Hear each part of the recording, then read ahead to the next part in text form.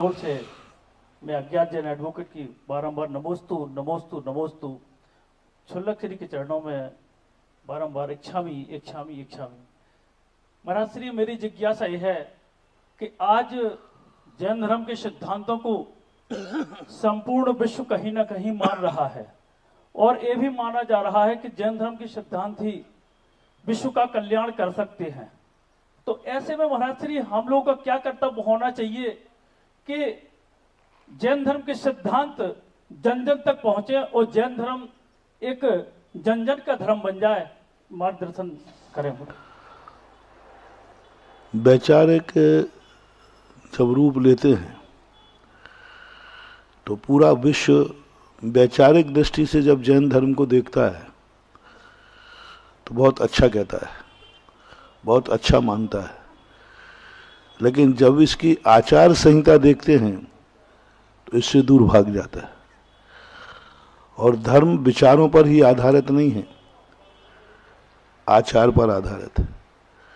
जैन दर्शन का मुख्य उद्देश्य है विचार के आधार पर आचार भी होना चाहिए।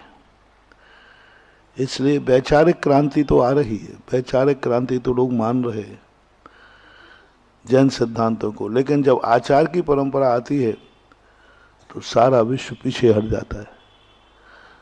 सबसे कहा जाए कि भाई सुख शांति जो मिलती है वो सब मानते हैं, लेकिन उनसे कहा जाए कि मांसाहार छोड़ दो, वो कहते हैं नहीं, ये तो नहीं छूट पाएगा। वो कहते हैं पशुओं को मारना भी अहिंसा ही है, क्योंकि हम उसका उपयोग कर रहे हैं। वो निरुपयोगी है, कोई काम का नहीं है, पृथ्वी पर भार है, हम उसका उपयोग कर रहे हैं।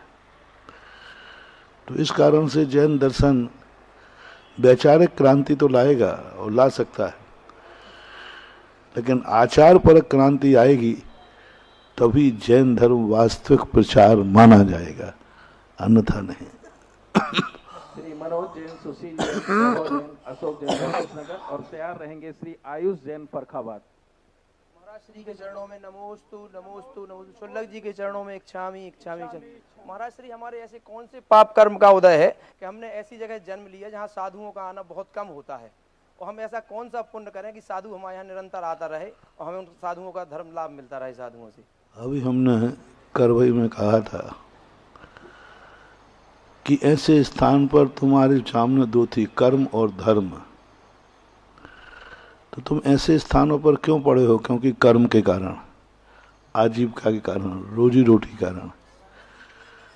साधुओं को पलटने की अपेक्षा क्यों ना तुम पलट जाओ, जहां साधु आते जाते हैं वहां रह जाओ। इतने साधुओं को पलटोगे, साधु पलटेंगे, साधुओं को कितनी रिक्स होती है, पैदल चलना पड़ता है। इससे अच्छा है कि आजीविका खोजने के पहले सोचना चाहिए कि हम उन शहरों में, उन रास्तों में बसें जहाँ पर साधुओं का आना जाना निरंतर बना रहता हो, तो वो ज़्यादा सुविधाप्रद है साधुओं को मोड़ने की अपेक्षा। श्री आयुष जैन फरखाबाद और तैयार रहेंगी कुमारी आयुषी जैन कानपुर। महाराज जी, आपके श्री चरणों में बारंबार नमोस्तु। महाराज जी, मैं ये